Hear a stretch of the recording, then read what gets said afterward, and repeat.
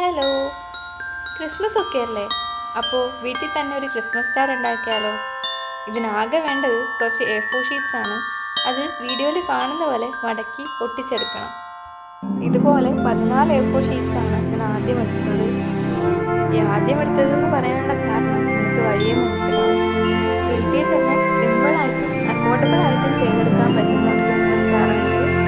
അങ്ങനെ ഓരോന്നും മടക്കി ഒട്ടിച്ചെടുത്ത ശേഷം കട്ട് ചെയ്യാനുള്ള എളുപ്പത്തിന് വേണ്ടി 3 വെച്ചിട്ടുള്ള സെറ്റാക്കി ഒട്ടിച്ചെടുക്കുന്നുണ്ട്.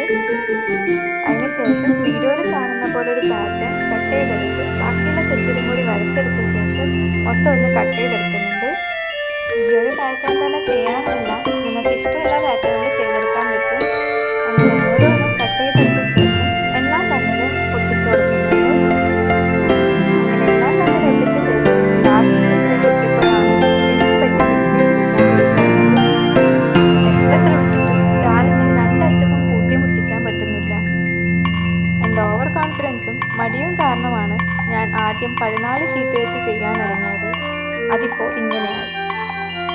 വേറെ വഴിയൊന്നും ഇല്ലാത്തതുകൊണ്ട് ഞാൻ വീണ്ടും 3 വീതമുള്ള 2 സെറ്റ് കൂടി ഉണ്ടാക്കി ഇതിൻ്റെ ഒപ്പം ഒട്ടിച്ചു കൊടുക്കുന്നുണ്ട്.